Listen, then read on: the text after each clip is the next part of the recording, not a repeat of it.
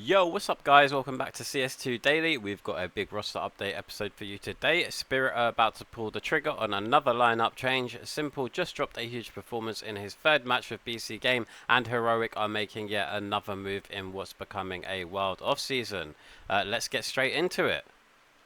First up, it looks like Spirit's roster is not done evolving. Multiple sources are reporting that Heroic's tN1R will be joining Spirit under the Esports World Cup, replacing Zontix on the lineup. This is interesting timing because Spirit are coming off a massive IEM Cologne win and already brought in Zwei earlier this summer to replace Magix. That move worked out perfectly. They dominated Cologne, but apparently Spirit think tN1R is the final piece they need. Heroic's director of esports even admitted they had to give in on this transfer because tN1R had a buyout clause specifically for the team he's heading to. And to make it even spicier, tN1R will face his future teammates in his very first match at EWC when Heroic go up against Spirit. That's going to be really awkward. Speaking of EWC storylines, remember how Nico was questioning whether s1mple could bounce back after joining BC.Game?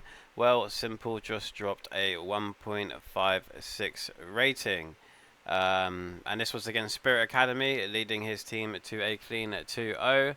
And he went plus 19 with 96.5 ADR, absolutely dominating them, which is exactly what you want to see. Now that's 3 wins in a row for BC.Game since signing s1mple. So I mean, it is. I know it's not a tier 1 competition, but it's exactly the kind of warm up you'd want if you're trying to rebuild confidence and form. And the scary part for opponents is that he's clearly getting sharper each series. I truly believe we will see Prime s1mple again. So yeah.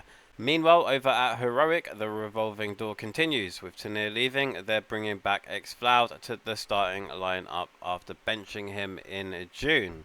Heroic's director of esports says the decision is partly about keeping their VRS points and maintaining a core from before the summer shuffle. But they also believe xfl0ud can still contribute if he makes the improvements they've asked for.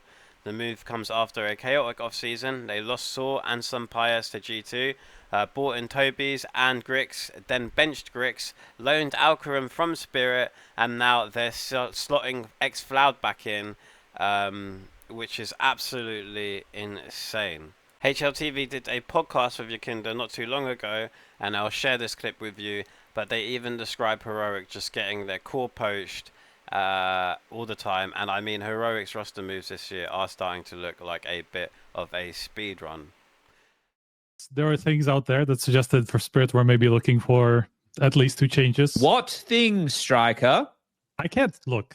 Am I going to compromise my job if I tell you what things exactly and who? I have to be careful about some of these things. Are you? We're looking for information. What can you give us? I just shared all the information. I mean, today is going to Spirit. I mean, it's been in the works. Like, as far as I can understand, it's been in the works.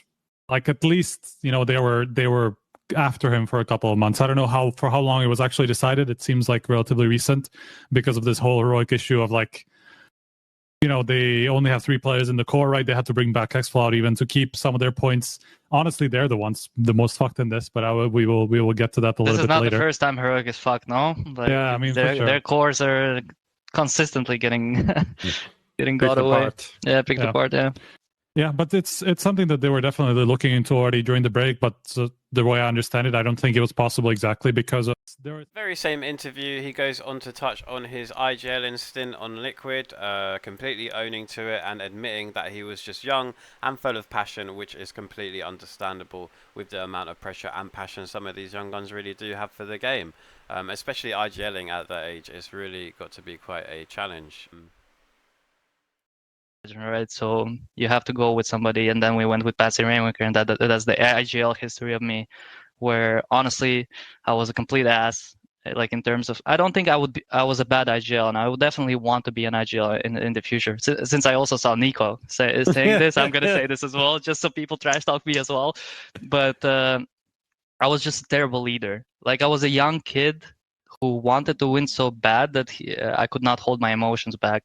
And when you have young players, like I had OC, Patsy, Rainmaker, and like Keith is a little bit older, yeah. But when you have these young players, you have to be an example for them, and that was definitely not I was definitely not the example that I should have been during that time. And obviously, since then, like everything else is recency bias. Everybody remembers the fucking slump of Viking, right? So That's the latest. Tanir heading to Spirit, s1mple starting to heat up, and Heroic keeping the shuffle alive with xfl0ud's return. Which of these stories do you think will have the biggest impact heading into EWC? Let me know in the comments, and don't forget to like and subscribe. I'd really appreciate it. And as always, thanks for watching. Take care.